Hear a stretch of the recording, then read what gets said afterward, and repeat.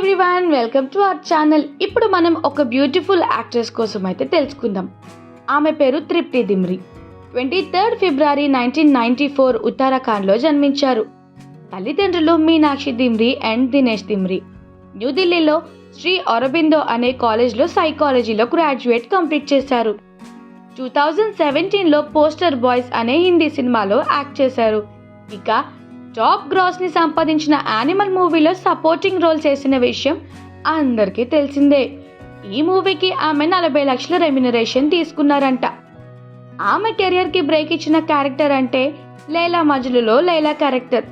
బుల్బుల్ అనే మూవీలో ఆమె భావోద్వేగ ప్రదర్శనకు బాగా ప్రశంసలు అందుకుంది. ఈ చిత్రంకి ఆమెకు ఫిలింఫేర్ అవార్డు కూడా వచ్చింది. భారతీయ చలనచిత్ర పరిశ్రమలో ప్రతిభావంతుల్లో ఒకరిగా గుర్తింపు పొందారు.